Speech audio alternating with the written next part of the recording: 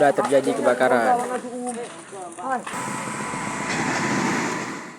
Lagi-lagi 2 unit rumah di Kota Langsa kembali dilalap si jago merah di Desa Sungai Pauh, Kecamatan Langsa Lama, Kota Langsa, dini hari tadi sekitar pukul 2.45 waktu Indonesia Barat. Kebakaran terjadi ketika pemilik rumah sedang tidur ini diketahui milik Yusnidar 45 tahun dan Ibrahim 45 tahun. Api berhasil dipadamkan sekitar pukul 3.30 waktu Indonesia Barat setelah pemadam kebakaran mengerahkan 4 unit armada. 1 unit Ziegler, 1 unit mini Ziegler, dan 2 unit armada tangki.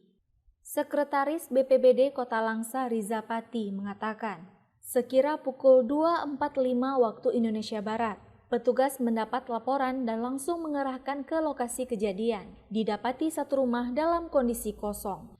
Terkait dengan kejadian kebakaran dini hari tadi, sekira pukul 2.45 kami mendapat laporan dari masyarakat yang langsung datang ke pos Damkar Kabupaten Sidoarjo bahwa telah terjadi kebakaran di Kampung Sungai Pauh.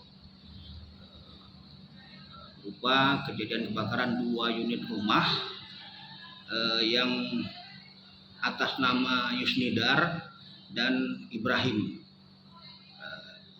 Sementara satu rumah dalam keadaan kosong, sedangkan yang satu rumah lagi ada pemiliknya, yaitu 1 orang yang sampai saat ini mungkin terpaksa harus mengungsi ke rumah sanak familinya karena kondisi rumah telah terbakar habis.